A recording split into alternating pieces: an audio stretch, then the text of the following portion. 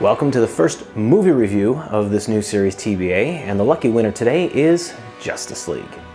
Since Man of Steel came out in 2013, I have been looking forward to a Justice League movie.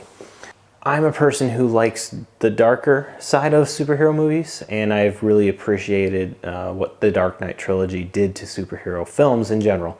And I was really sort of digging what was going on with the darker, brooding side of the superheroes. The DC comics over here as the graphic novel line and the Marvel line as more of the comic fun line. So there was a distinct difference in my eye as to where these two fit in the universe. Let's get right into the Justice League review, if that made any sense at all. My review is on a scoring of 1 to 100. So the first thing is the it factor. How do you feel watching the movie? You know, what's the reaction? What's the audience reaction? I would probably give that a 7 out of 10. I enjoyed the movie as it was fun. It was something that I was having a lot of fun with. Moving on to the story. Story I rank and I give you 40 points for a story. I would probably put Justice League story about a 20 out of 40. I don't know what it is about it, aliens invading. It's starting to get a little bit old at this point.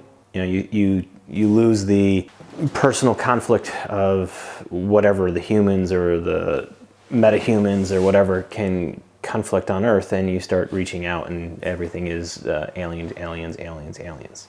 The real problems I had with Justice League is it felt like a kid that was rushing through their homework. It never really felt like it was well thought through and complete. You had things that were all over the place. And for those who say, and I've heard it several times in the lead up on the interviews, you wouldn't be able to tell Joss Whedon's effect on this movie. That's a bold-faced lie. I could paint you at least 5 times in the film that, you know, Joss Whedon did that. Joss Whedon did that. Joss Whedon's humor is something that sticks out like crazy. But I wanted something a little bit different with the DC line. But where this story goes off the rails is right at the beginning of trying to reintroduce us to these characters. It literally could have chopped off the first 10 minutes. It didn't need to be there. We could have started with Diana's bank heist save and then started bringing in the characters from there. I thought it was a little convoluted. You stick in a great actor, Colt McCauley, who's done some fabulous work. If you haven't seen it on Mindhunter on Netflix.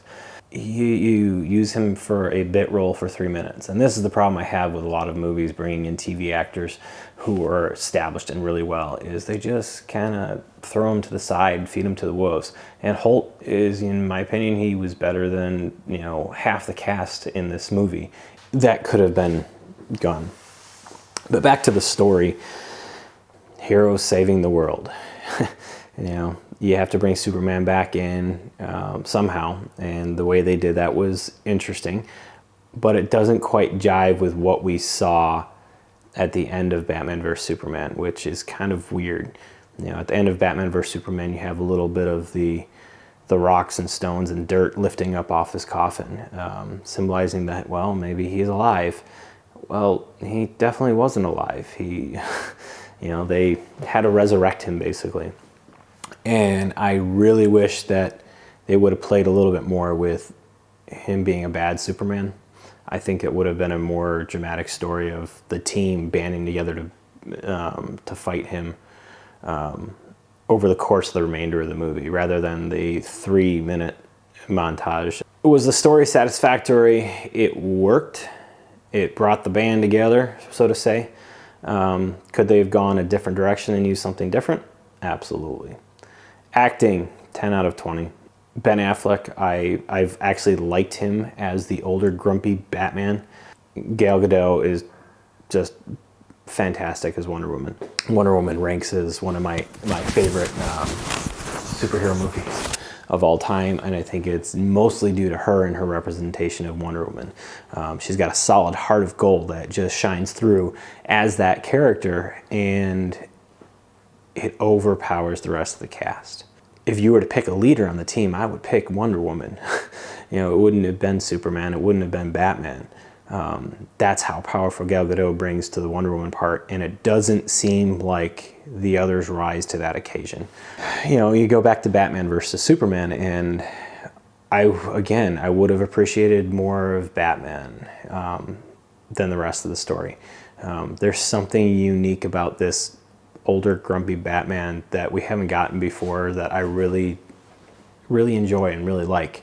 I'm not saying Ben Affleck is a fantastic, terrific actor. I just think in that role, he brings a lot to it.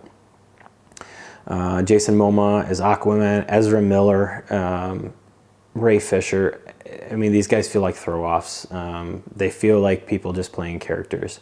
Whereas Gal Gadot seems to embody Wonder Woman. The rest just feel like they dressed up for Halloween in costume and are playing a part.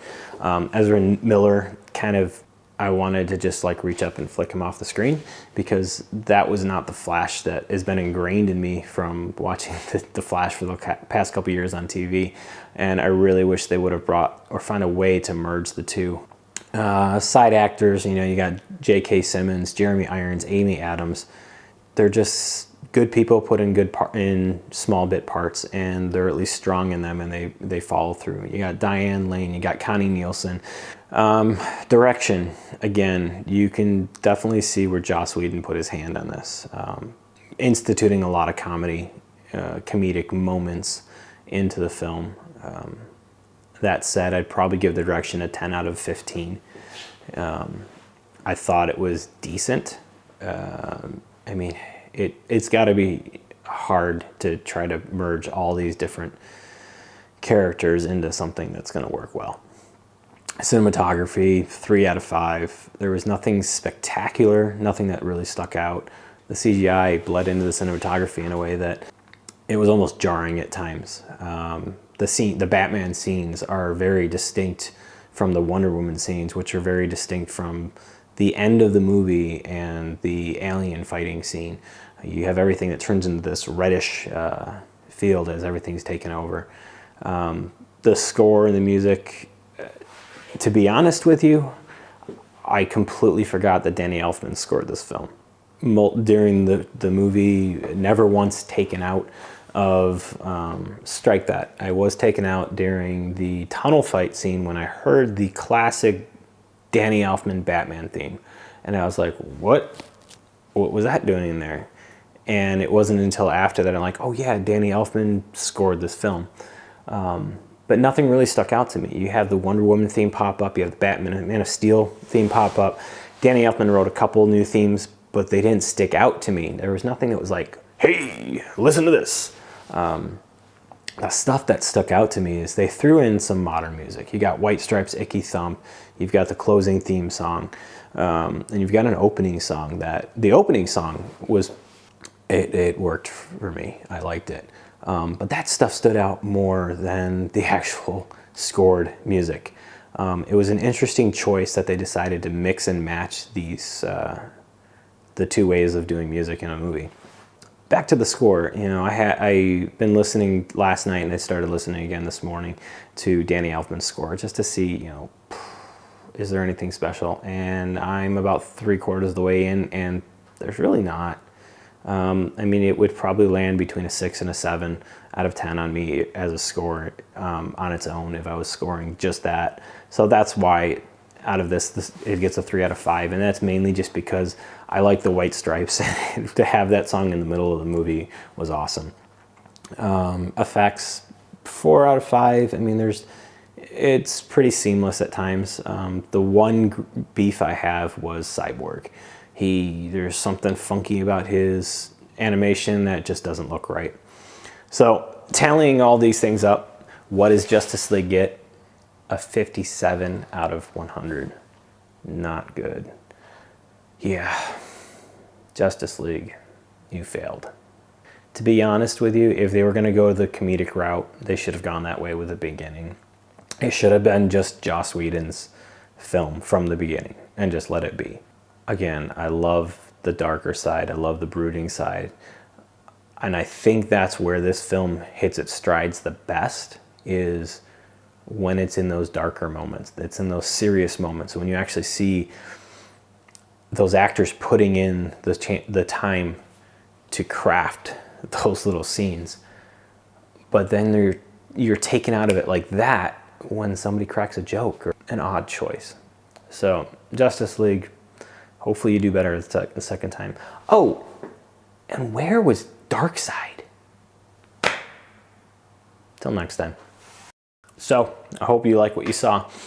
If you did, click down here, hit subscribe, and share with one of your friends. Let them know what's going on. And if you really like me, you really like what I'm doing, head on over to Patreon. Patreon is a way to help support creative artists. Something that I'd like to do would be able to turn this into a full-time job. Do this for my life. I love creating films, I love creating art, I love taking photography, but it also takes away time from personal time, and I work a full-time job. So it's stuff that I've got to be able to take away from there. And by your support, helps me enable that path to open up so I can go that way in the future. So please consider supporting through patreon.com/gfmedia.